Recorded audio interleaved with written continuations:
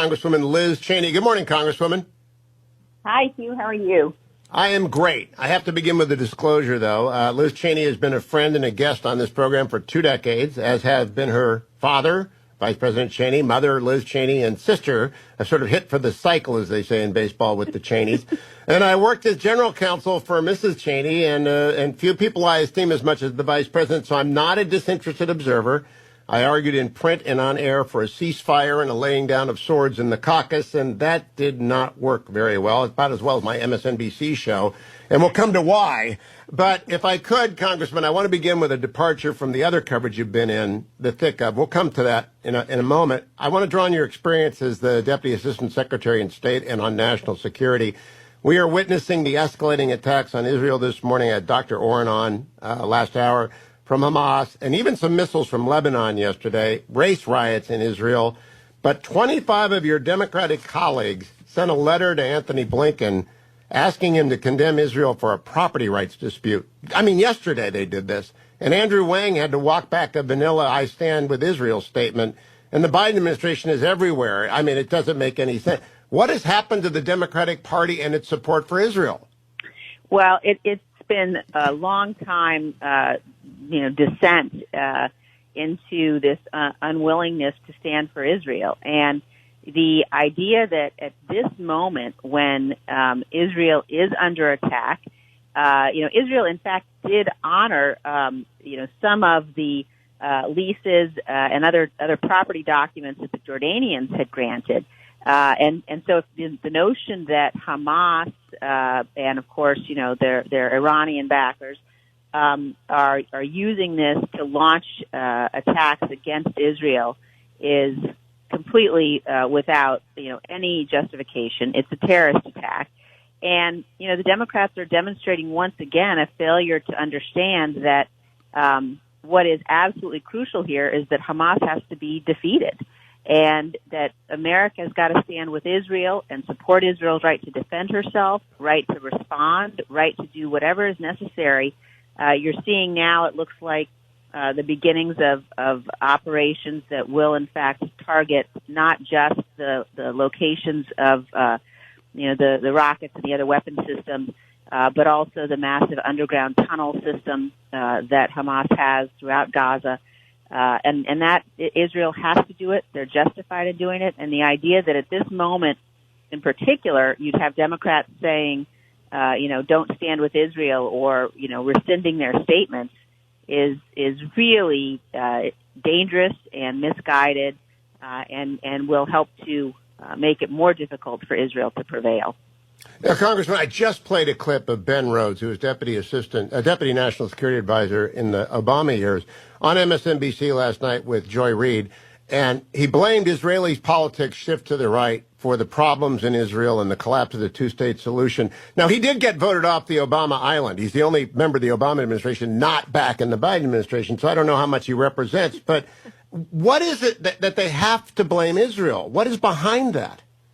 It's very, I don't understand it. I don't know. And history shows how wrong it is.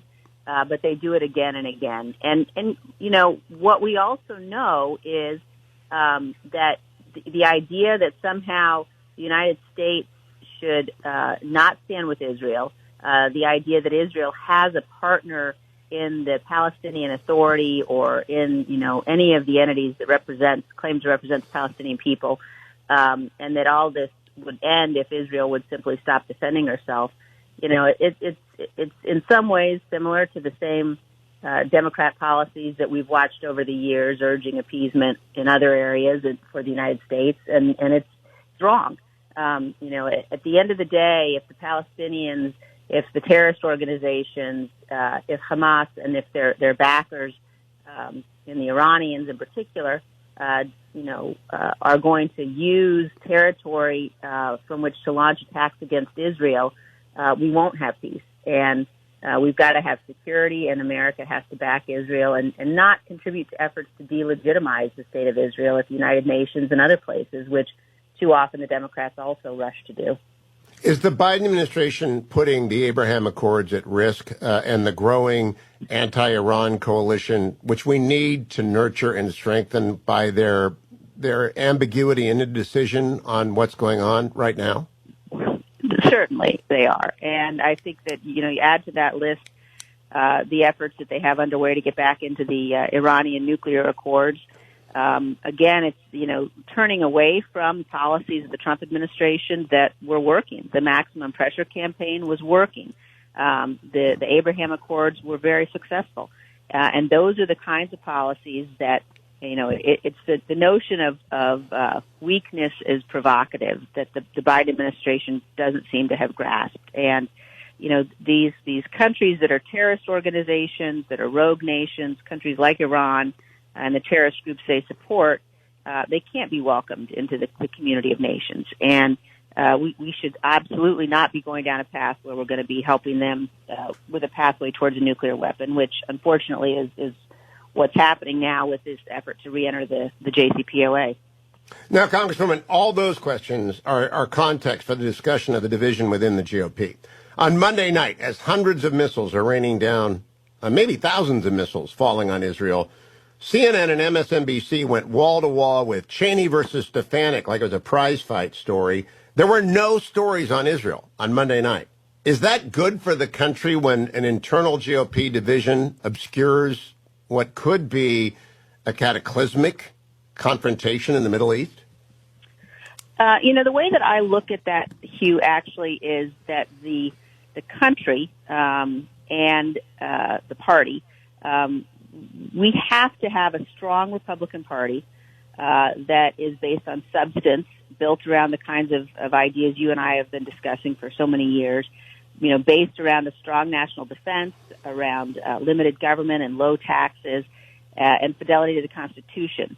We face these threats like the ones that you're talking about, like the one from China, from Russia. In order to combat those threats, the nation needs a Republican Party that can lead. And for our Republican Party to lead, we have to be based on truth. We have to be based upon adherence to the Constitution and rejection of the big lie. We just simply cannot go forward if we allow the former president to drag us back with arguments that fundamentally threaten the democracy. And so I think that is really the heart of this issue. Are we going to be a party that can attract back the voters we lost in 2020? Are we going to be a party that can win elections so that we can actually implement the right policies instead of having to just fight against the bad and misguided policies we see from the Biden administration? That is what's at stake. Now, Congressman, I am disappointed that the House GOP caucus did not find a way to get to unity. But I've heard a couple of your closest friends, one of whom told me person to person that it came down to having you conduct an orchestra that had different music. They wanted to talk about the massive tax packages in H.R. 1. You wanted to talk about President Trump. And on the outside, a lot of people have asked me, because they know we get along very well, what is Congresswoman Cheney doing? And I said, what you thought is right, and I understand that. But they also asked, are you done with politics? I hope not. Are you? No. Listen, I think first of all, if people want to understand the stakes and understand my view of the current situation, I would urge people to watch the speech that I made on the floor of the House on Tuesday night. I've worked in countries around the world, Hugh, where they don't have peaceful transitions of power. And I watched what happened on January 6th, and that can never happen again. And, the issue with the former president is that he continues to make the same claims that he made about the election. He continues to use the same language. It's an ongoing risk, and it's a very serious risk. And there are people in my party who believe we should embrace him, who believe that he's the leader of the party, who believe that we need to, go forward rehabilitating him.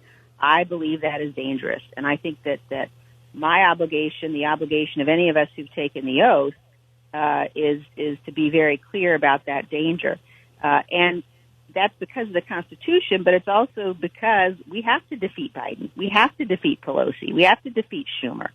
Those are all issues that I have spent a great deal of time talking about both during the election and after. Their policies are the bad policies for the country.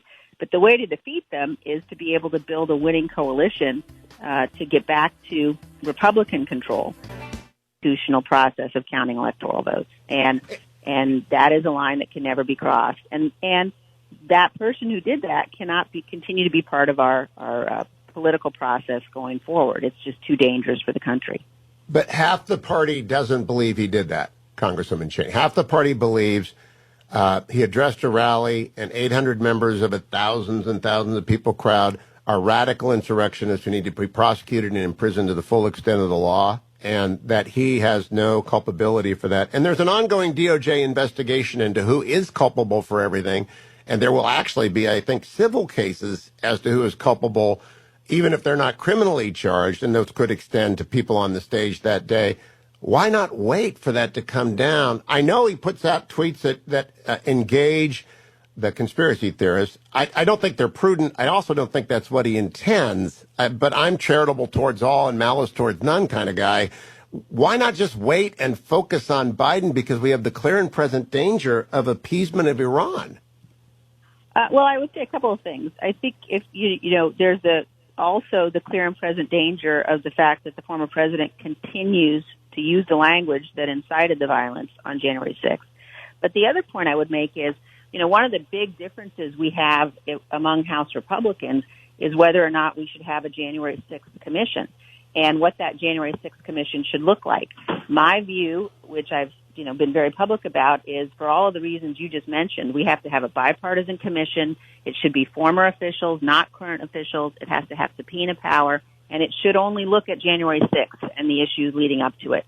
One of the things that caused the real break in our leadership was my public statement about that, because Leader McCarthy's view is that it should have a much broader focus, including the riots last summer, which were horrific and violated the law, and people should be accountable for those. But we cannot dilute the commission looking at January 6th for the reasons you mentioned. There is a criminal investigation going on. That's got to be allowed to go forward.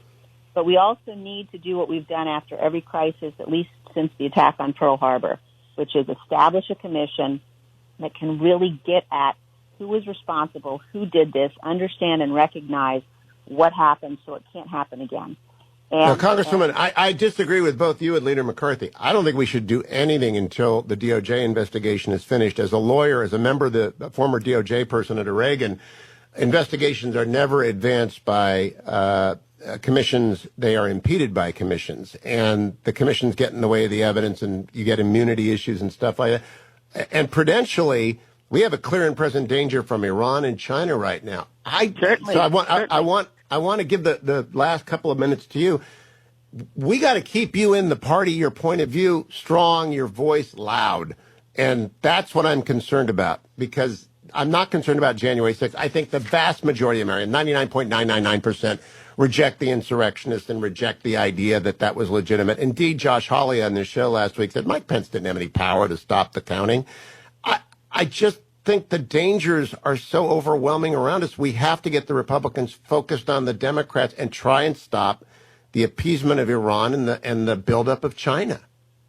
Well, I come at this, Hugh, both as an attorney as well as somebody who has spent years focused on Middle East policy and national security policy. And the nation faces very significant threats, and it's because of my experience in terms of working on Middle East policy that I recognize and understand how dangerous the Biden approach is, why it's so important for us to have a policy that involves peace through strength, a deterrence that makes clear to our adversaries we have the will and the capability to deter them.